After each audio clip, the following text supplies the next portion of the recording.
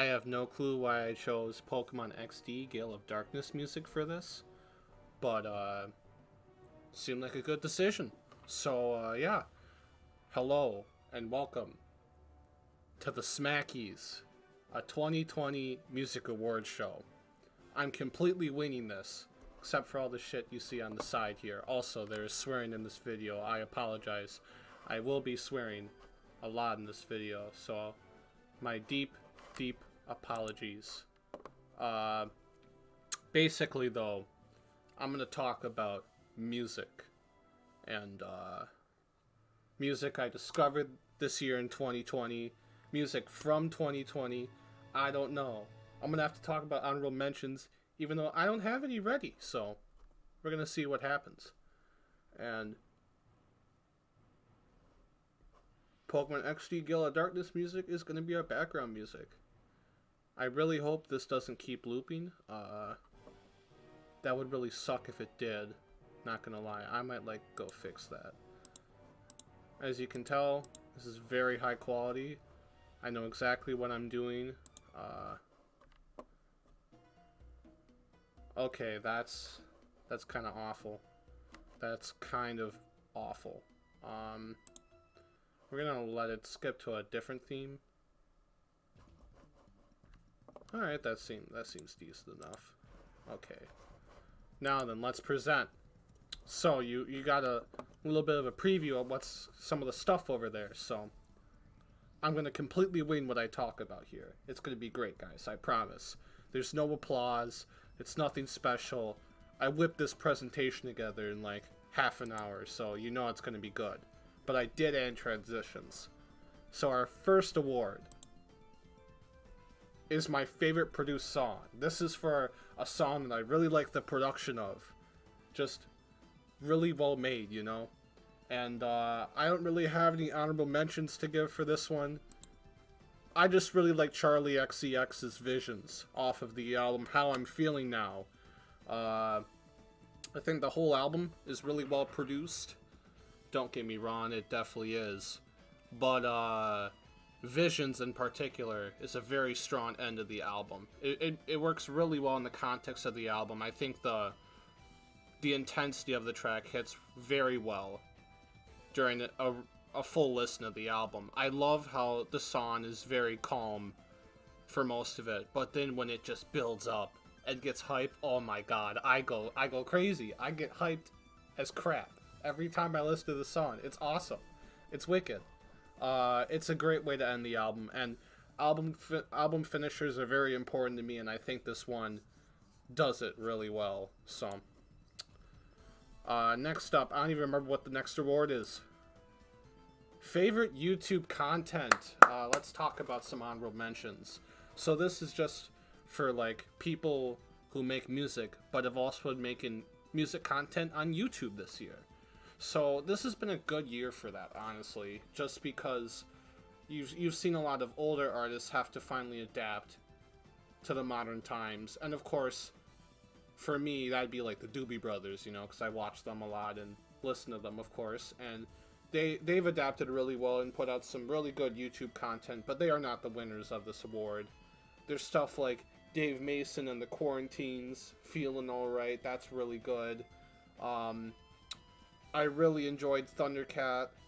I'm gonna butcher her name. I'm so sorry. Domi, Domi, JD Beck, Ariana Grande. Their performance of Them Changes for the Adult Swim Festival, fantastic. Love that performance. This is a decade old. Stevie Wonder's fantastic. Can't even think of the name of it. Concerto he wrote. Over the course of 20 years, he performed it for the first time when he won the Gershwin Prize at the White House 10 years ago. And holy crap, the performance is amazing. It's a very beautiful piece. But I would like to give this in particular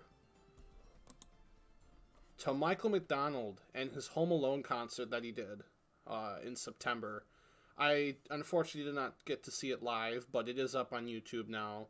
And It's just fantastic. It's kind of like if you have like a grandfather. It's kind of like listening to Grandfather McDonald tell stories from the war, but he's talking about his history as a musician, and like it's funny listening to him just go off for like sometimes upwards of 6 minutes telling stories relating to these songs, and then he performs them. He does great, and I don't know. These are some very fantastic performances, but the stories behind them add a lot too. Like he just tells some great stories. The one involving Ray Charles is just there's something really heartwarming about that, and you can hear the admiration for the man in his voice. And again, the performances are fantastic. I love that he put in the extra work and recorded some backing vocals to go along with it, and there's little conga parts and just some extra percussion and whatnot. And so it's simple, but it's still a little more than that, and it works really well. These are just some fantastic performances, and I think he's a fantastic person at ad-libbing and just kind of feeling in the moment, you know. He does that really well, and this is no different. He very much is expressing what's happening in the moment through not only his singing but also his piano playing. He just does that really well. So I highly recommend scouting this out on YouTube. It's in 6 parts. It's a very fantastic series of videos. There's just some phenomenal performances of some of his classics, and he does a couple covers too, and those are really great as well. So, next up, I think favorite rap song. I had to make a category for rap, and let's stress, rap is not a genre. Rap is not a genre. It's kind of its own thing, you know. I don't know. I wanted to do this because I think I've been exposed to rap in music more so than the past. And I just felt like I wanted to give thanks to that, you know? I feel like a lot of that is in the workplace. I've listened to a lot of rap songs, modern rap, that has actually appealed to me, which is very surprising. Because I never thought that I would like that stuff. But here I am, bopping to stuff like Internet Money's Lemonade and Ballin' by Mustard and Roddy Ricch. Like that stuff kicks butt. And I'm gonna get some flack for this because I discovered Ultralight Beam by Kanye West this year, and I'm not giving this to Ultralight Beam. I'm sorry. That song is really good. That song is fantastic. Don't get me wrong. That song's absolutely a banger. It's partially that song's too new to me right now for me to feel comfortable doing that, but it is a phenomenal song. I just very much like, I could very much see me going in a year from now looking back at this and saying, oh, I totally should have given it to Ultralight Beam. But the one that's gonna get it is also a fantastic song. I'm a Bee by the Black Eyed Peas. Yeah, holy crap, what a song. The middle of the song when it switches is just phenomenal. I haven't listened to the song in a little bit, so I apologize. I can't talk too much about it, just because I just haven't.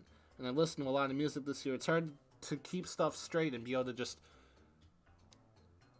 say what I'm feeling, express what I'm feeling about these songs sometimes when I just haven't listened to it in a little bit. But this song is just immaculate. They do some great stuff. They're great flow and whatnot to this song. I'm just thinking about the part right before the song kind of switches and gets more up tempo. The flow and the lyrics, just phenomenal rhythm at that part. Holy crap, smacks so hard. And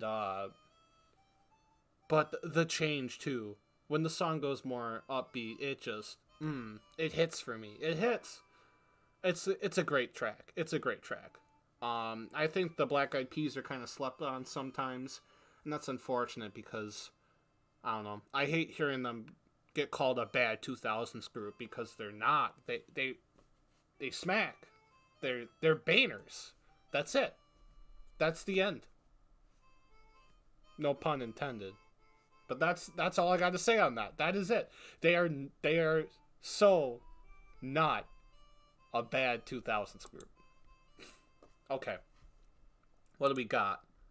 Favorite vocals. Yeah. Yeah. It's Michael McDonald again. Yeah. Yeah. Well, let's break this down. So am I going to lie to you and tell you that What's Going On shows up once on this list? No, I'm not. What's Going On is going to pop up a few more times through a couple different means, but Michael McDonald performs this song so well, and I kind of like the live performances more because he just opens. He opens it so well because he opens it he just has to find the high note of him just launching this Father, Father, but like high pitched, like way up higher, and he just does it, and there's so much power in there. It's amazing. I don't know. There's so much soul in his performance of this song, and it's stunning. It's stunning. I found the song because of him this year, and it's just simply, it's an insane song. He does it justice, absolutely, because you can tell he relates to it. He understands the song really well, and he's in the moment.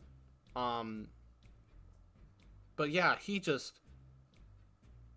just feel it in his voice. You can just feel it, He just brings it forth so much every time he sings this song, he performs it. It's insane.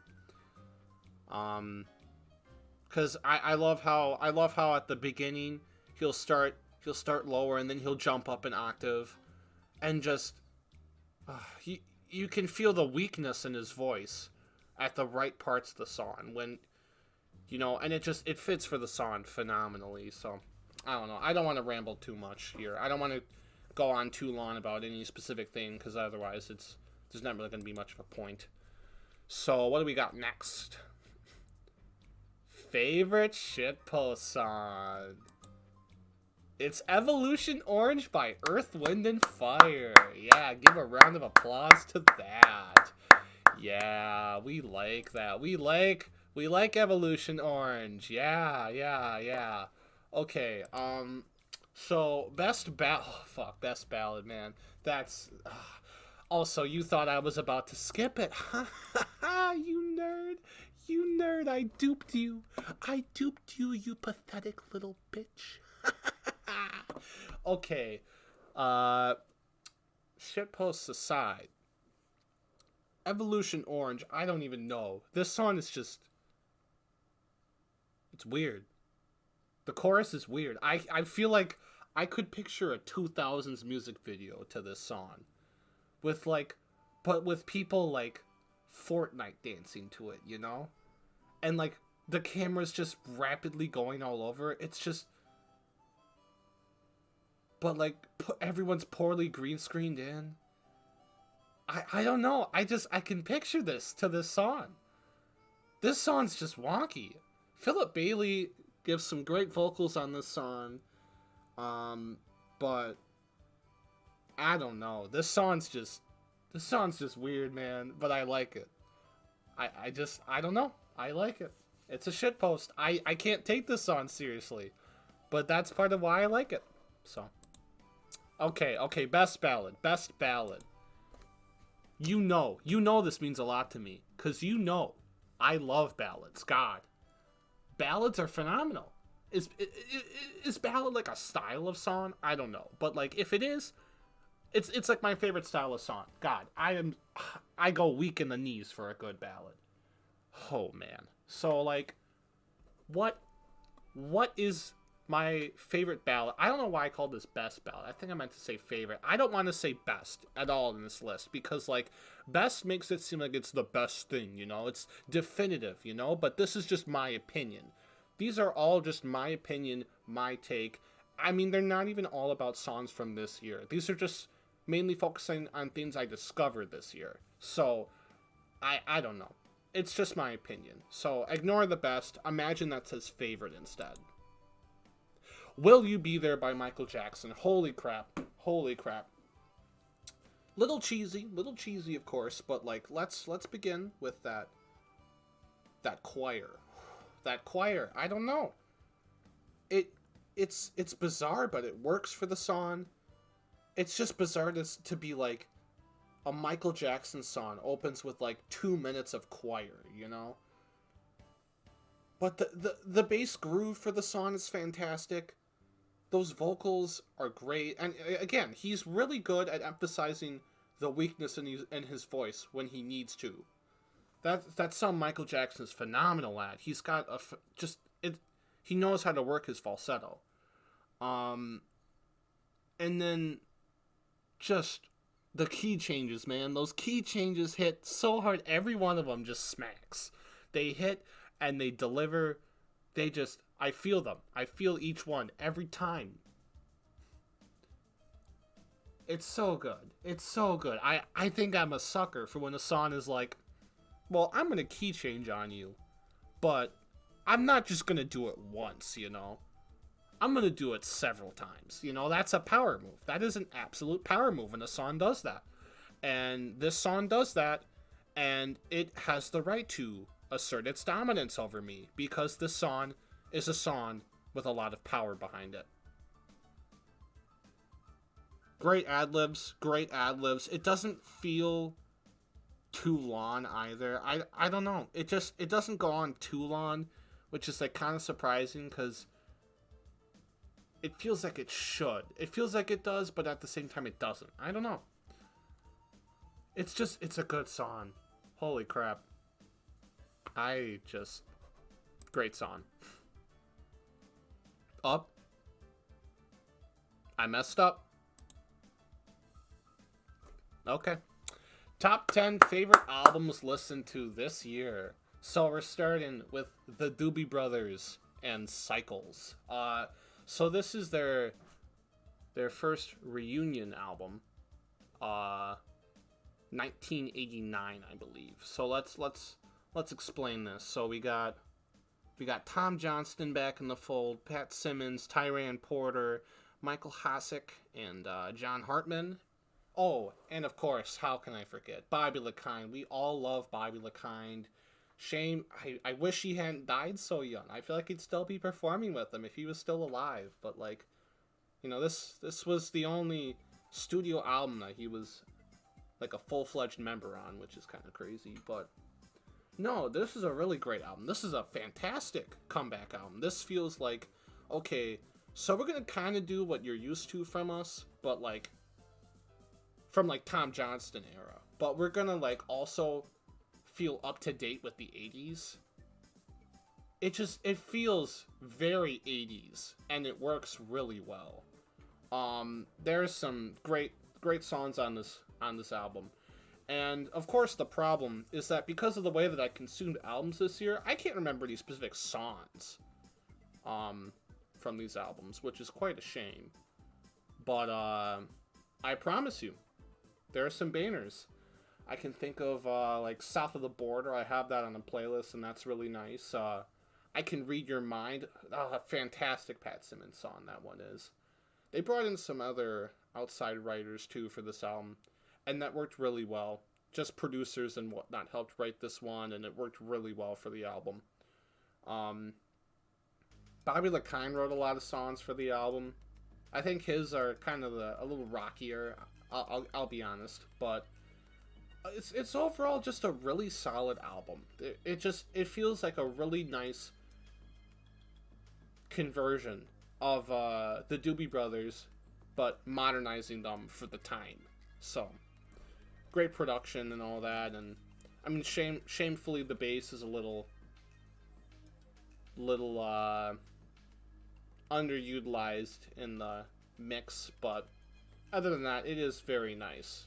I love the congas throughout it. Bobby LeKine's congas are, whew, yeah. I don't know. I love Bobby LeKine. What can I say? Number 9. Okay, Okay, you're gonna be like, oh, he listened to this because of the TikTok guy. No, I did not. I listened to this back when I was still in Madison, which I was only in Madison until like March. But like, this album's a banner, straight up, straight up. Um, Probably my favorite song off this album is "Songbird."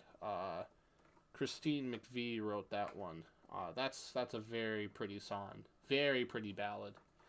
Uh, and you know, of course, there's the big hitters, "Go Your Own Way," and I can't think of the other big Christine McVie song.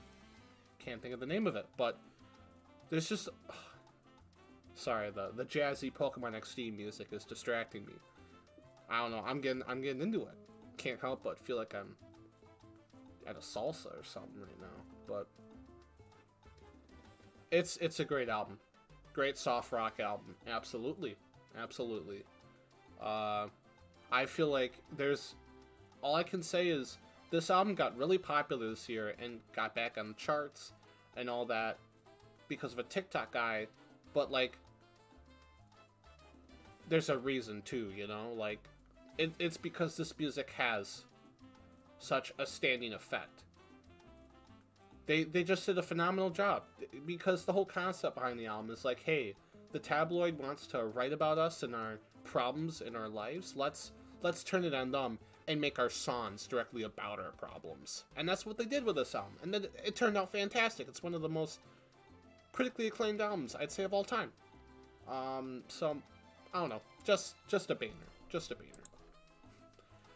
Number eight. Earth, Wind, and Fire, Raise.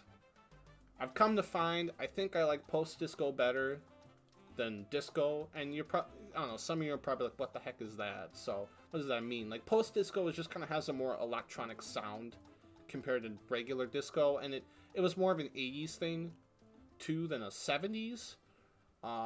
Hence why post-disco.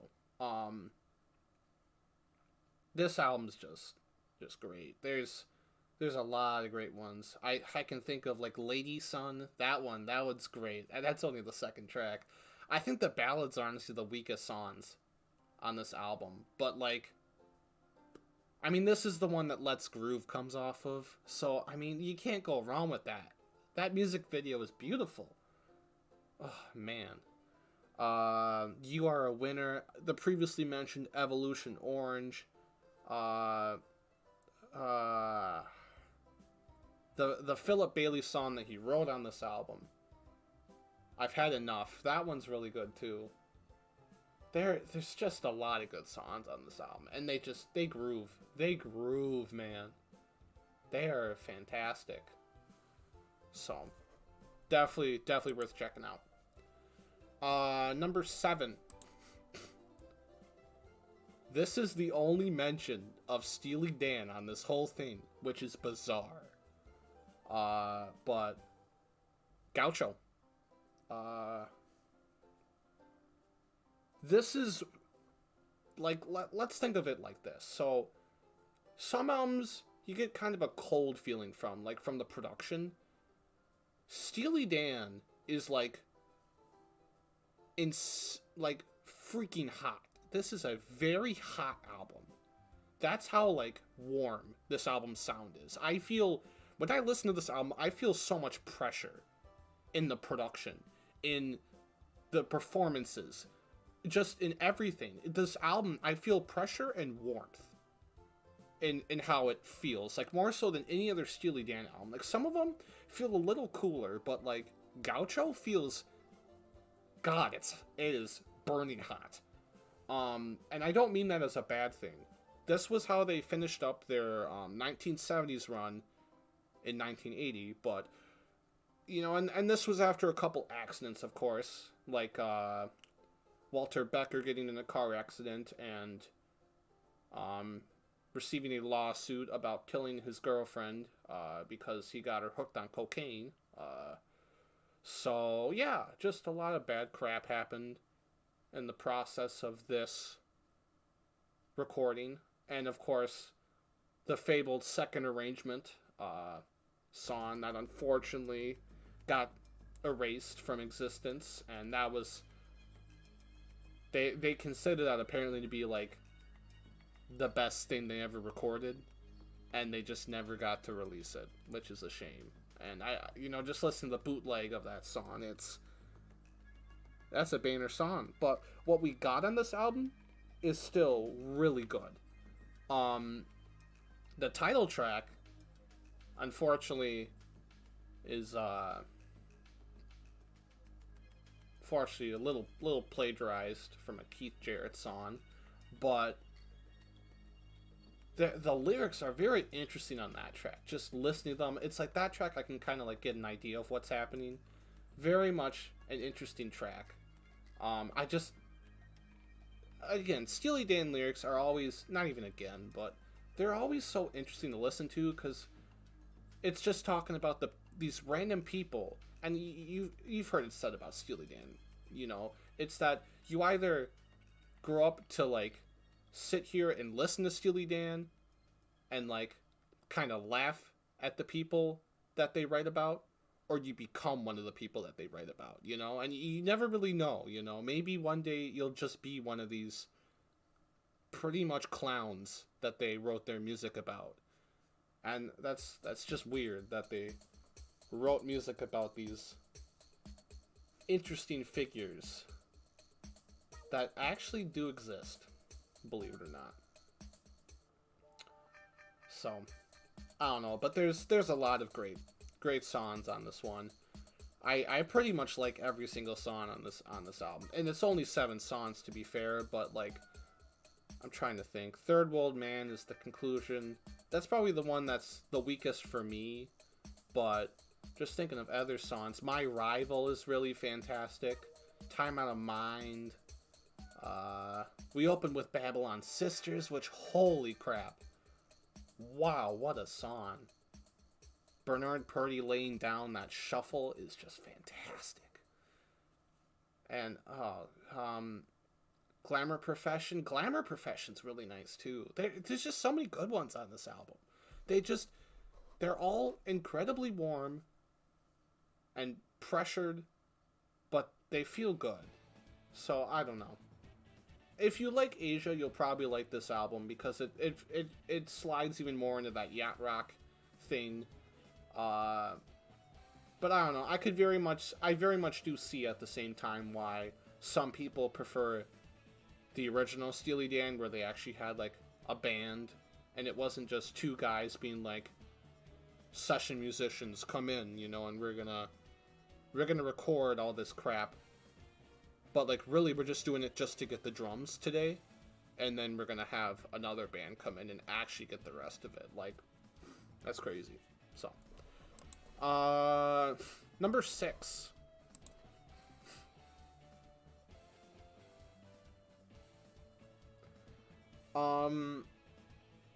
Yeah. So this is number 2 of the appearance of What's Going On. I mean, this is referring to the album, but still, this is a landmark album in the history of music. I mean, basically one of the first concept albums out ever made. And see, the thing is that this album may be important to the history of music, but it's also really good and has stood the test of time. So, I don't know. I love a lot about this album. I love how all the songs mesh into each other, and that's such an interesting approach for its time to do that. I mean, the title track, of course, is phenomenal. I love Inner City Blues. That's such a great track to end on, and the call back to the beginning too, phenomenal. A moment in the album that always sticks with me. I have no clue what song it happens in, because I'm not paying attention when I'm listening to the album. He goes on that massive tirade about like save the babies, and he's just talking. He's echoing himself, and that's such a phenomenal thing that he's got going there. And it's just this big. He's passionate. He's speaking from his soul there. He is speaking absolutely about like all these things that need to change and how we should care for each other and all that crap. And be better people and all that stuff. And just he just goes off and speaks, and it's so good. And then he changes perspective, and he's now talking from the perspective of those people. And he proceeds to say, but who really cares, as the song transitions. And that moment hits every single time so hard. I feel that moment. It's like, god damn, man. That hurts. It hurts, but it's a call to be better people. That's what I get from that every time. This album, it affects me spiritually. I feel a need to be a better person, a desire to be a better person for sure. And just be better to our fellow brothers, our fellow sisters and such, and all that crap. I don't know. I feel something very important from this album. I feel it when I listen to this album, and it's all described in how I can't think of his name. I believe it was it Ronaldo Benson? I might have to put in a thing in the description if I'm wrong. Member of the Four Tops, who was the one who started writing the song and the title track, and that was where the album started, you know, having that track start because they were on a tour bus and happened to see fights breaking out on the street, and they just had this hours-long conversation about what's happening, you know, what's going on, why is this happening, and all that stuff. And he eventually said about the song, it's not a protest song, it's a love song. And that fits for the whole album. It's not trying to, like, do anything bad. It's coming from a place of wanting better. And that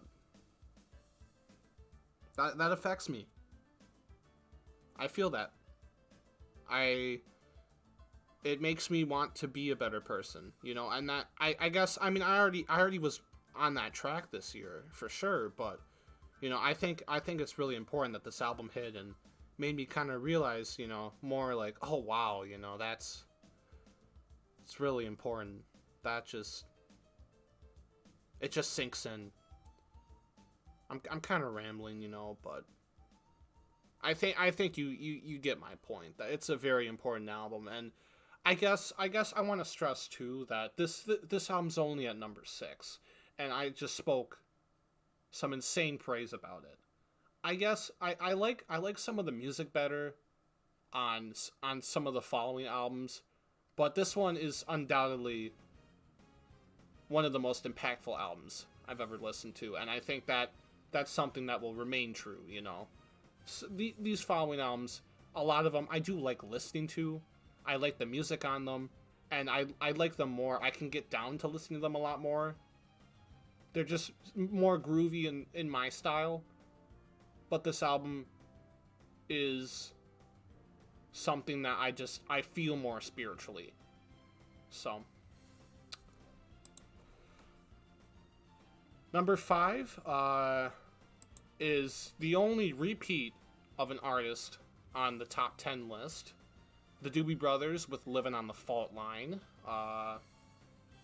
So this is, of course, from the Michael McDonald era. And holy crap. This album's a bit more jazzy.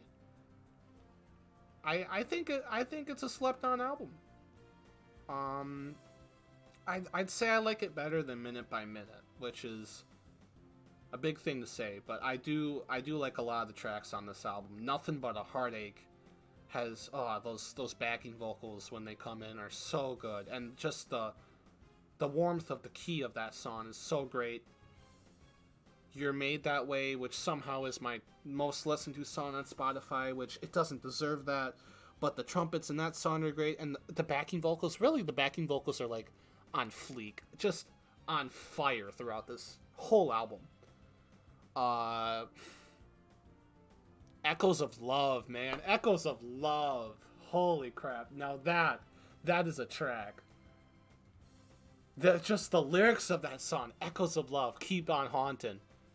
Ah, god damn. That's a song. Echoes of Love are out of control, bringing back love that I used to hold. I'm like, I can feel that song. I can like understand that, you know. I very much understand the meaning of that song. Listening to it, it lays it out, but it lays it out with some phenomenal lyrics. It's the keeps on haunting, like haunting. Echoes of Love keeps on burning, like oh, those are such intense words, and I love it. I don't know. As usual, Tyran Porter's bass. I love his bass. Gosh, it's on fire. Just some fantastic drumming. Bobby LeKind's congas. Just the whole band. They just had a really phenomenal band. And they were on fire. Holy crap.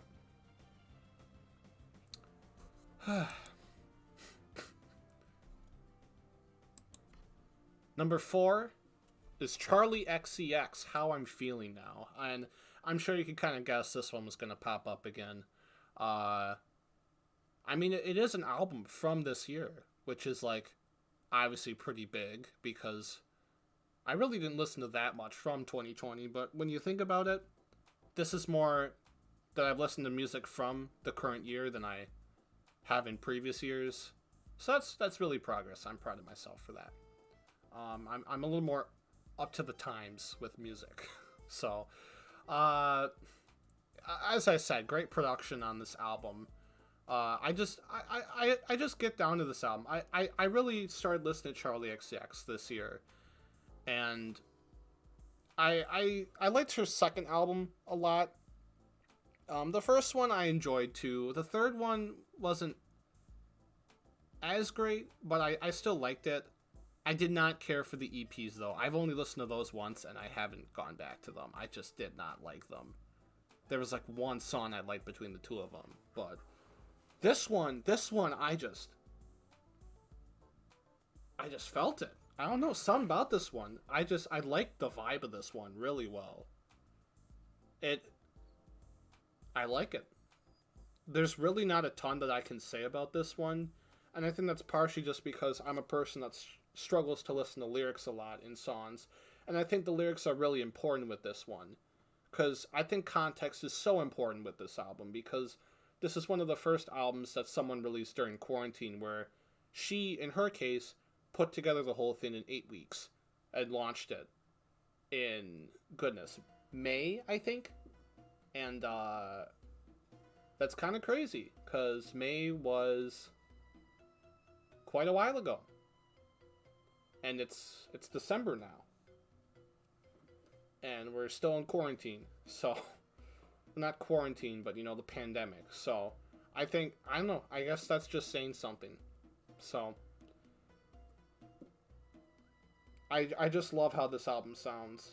There's a lot of really good ones. Like, Party For You, I know that one. I was very conflicted on that one for a long time. But I think I ultimately do like that song. The chords during the instrumental part are so cool on that one. I just unexpected chord progression. So cool. Yeah, I don't know. I really just vibe with the music on this one a lot. I don't like Pink Diamond that much, the opening track. That's like the only one I'm kind of not too big on, but the rest of it I love. I really like this album a lot. Number 3.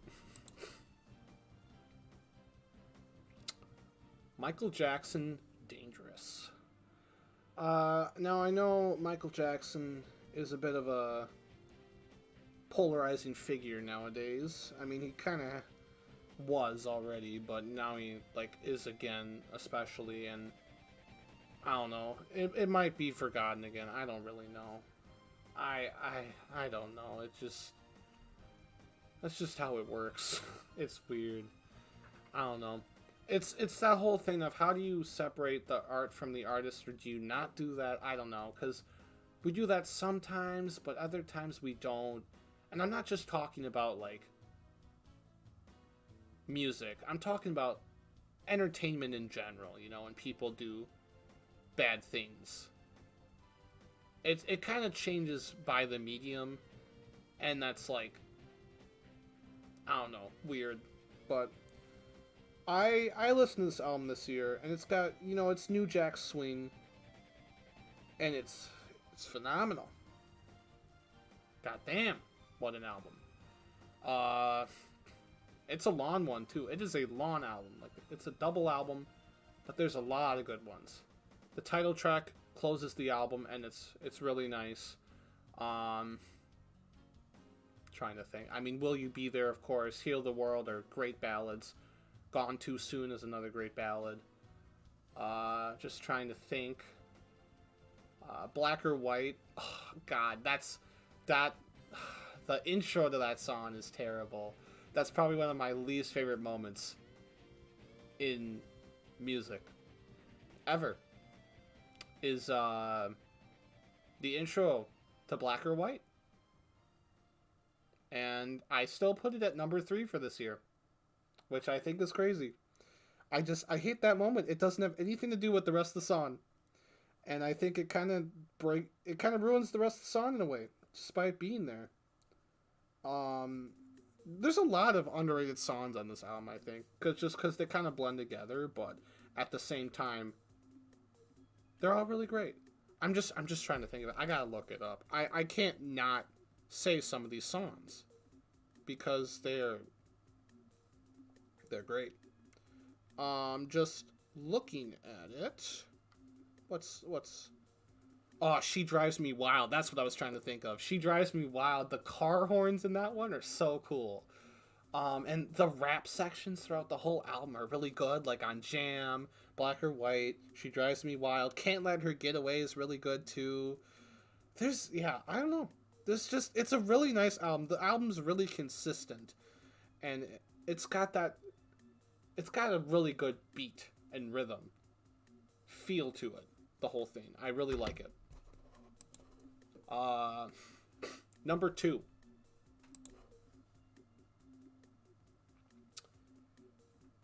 And here we have Stevie Wonder's only appearance today. Which is also pretty crazy considering I really did listen to a lot of Stevie Wonder this year. I really got back into him. But I can't stress enough. This is such a good album. Holy crap. For some reason, younger me was like, I'm going to listen to his classical periods albums, his golden age.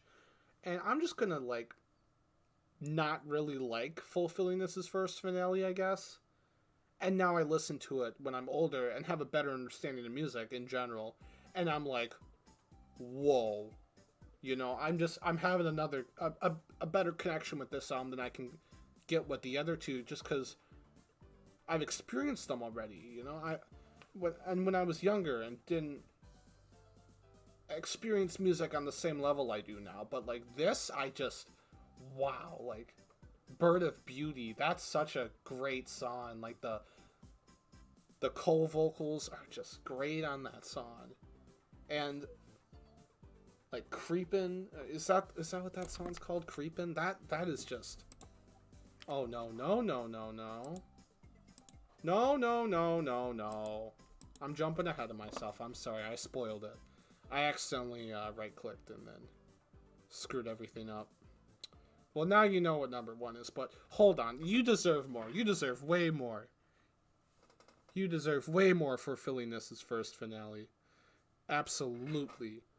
Heaven is 10 zillion light years away. I get that one, too. That one's about, like, faith and, you know, people doubting your belief in God and, like, judging you for it and such. And I don't know. I get that one, too. I really like that one.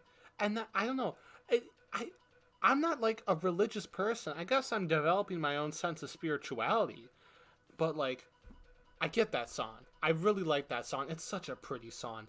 What's interesting with this album is that he overall sings in a lower pitches, lower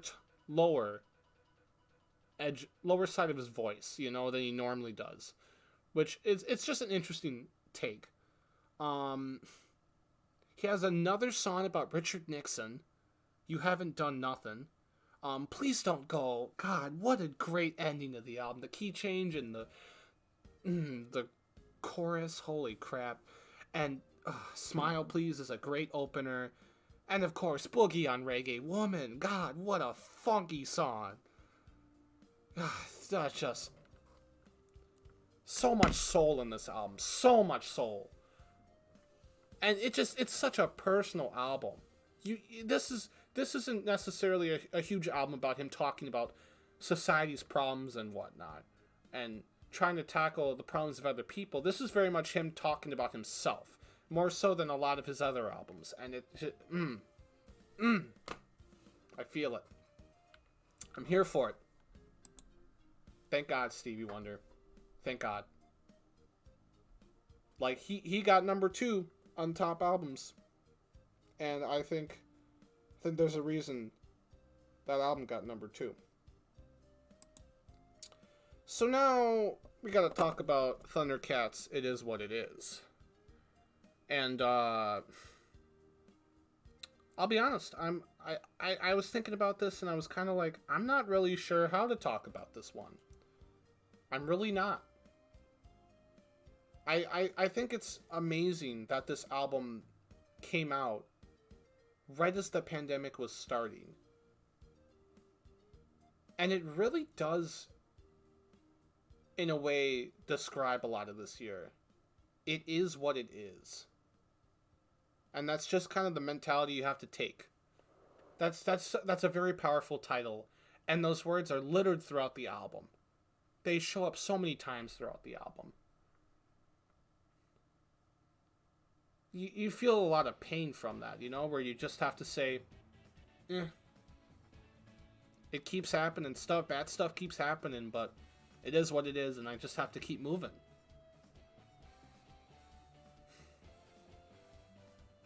Thundercat is, I love his chord progressions, and his bass playing is phenomenal. He has a ton of great people that feature throughout his works, and it just, what an album. It works. I mean, of course, everyone knows Dragon Ball Durag. That's of course, that's, wow. What a beautiful song. That's such a banner. Just, I don't know, I'm just looking through. I love Black Quails, too. That's a really nice one. I guess the thing with this album is that, and Thundercat in general, is that Thundercat isn't an artist I really tend to, like, listen to specific songs on their own. Thundercat is very much someone who I mostly listen to his music in the context of his album. It's just hard for me to listen to his music otherwise, but I mean that as a compliment, because it just works so well as an album. And again, I'm not someone who can sit here and analyze lyrics and get a lot out of it, or even listen to the songs and really pay attention to the lyrics and figure out what's happening and dissect them and all that. I'm not like that. But there's something being said here. And I feel that when I listen. But I listen to this album a lot. I come back to this album a lot. And it works for me. I think there's a reason I listen to it a lot. And I think that's awesome. The fact that I can listen to this album. I don't even listen to these songs for the most part on their own. I just like listening to them in the album. And it just works. But is there one song from this album that I do like a lot and can listen to on my own, and I would actually call my favorite song from this year? Yes. Fair Chance. Wow. I get excited when I listen to this song. I don't know. The performances are excellent on this song. The features are great, and I don't even know, man. It's just it's a song that speaks for itself, I think, honestly. I really enjoy listening to it. Just I can't even think of the second artist who features on it, but Ty's verse is fantastic. Little B, oh wow, yeah, he's his verse, wow, his voice is really cool. It works really well for this song. And these are people, artists who I'm not familiar with their work much outside of this, but I really like their features. They work really well for this song. Um, but and it's just what a nice song. Um, I can't say too much about it, and I feel bad that I can't, but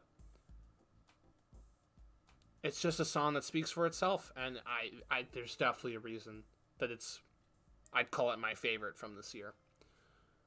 Of course, his vocals are always top notch throughout the whole album. Got to stress that, of course, too. It just it's an impressive album, and this song too. Um, but that does leave, of course, favorite song discovered this year. I think you're gonna guess. I think you can guess, and you're gonna know.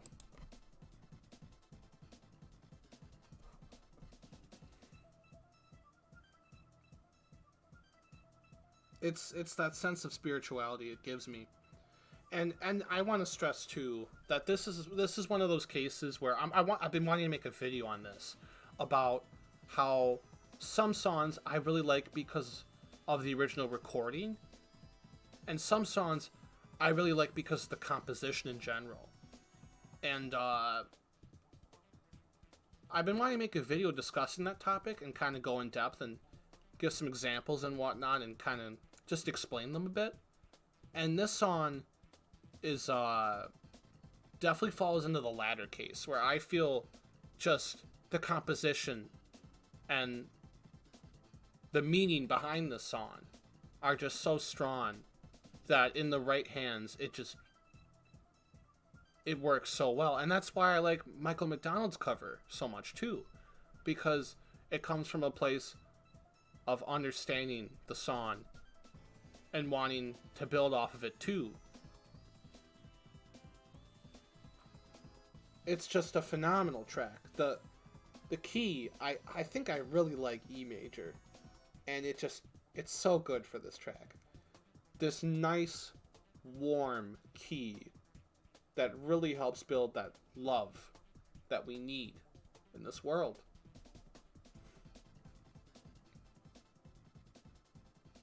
I don't want to ramble on too long. I already talked about this, but you very much get the point. So that's a phenomenal track. So just to talk about my absolute favorites playlist, just to close. And this playlist is just a bunch of my favorite songs. Like these are songs I would definitively call my favorites. I added a few songs, not many this year, but I added a few, and I just want to give credit to those songs in the order that they were added. Fair Chance was added, and I think I could tell for a while. Oh yeah, I'm adding this song, and it made it. Visions by Charlie XCX made it. Again, that album closes that album so well. That song closes that album so well. I misspoke. It feels so good when you're listening to the album. It's like it works when you're not listening to the album, but when you're listening to the album, I feel it. I feel it 10 times more. Song I've known for a long time, but finally it was like, yeah, this is definitely one of my favorites. When the River Meets the Sea, written by Paul Williams for Emmett Otter's Jug Band Christmas, which is a Muppet Christmas special that I actually have not seen yet, but I know I absolutely need to. This is a very nice song. Very pretty song. I think I was first exposed to it watching the performance at Jim Henson's memorial. And it's a song talking about of a mother talking to a child about dealing with death and grieving through it and moving on from it. And it's a very beautiful song. It is a fantastic ballad.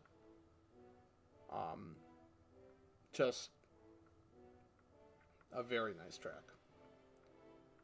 It's so simple, and that works really well for the piece.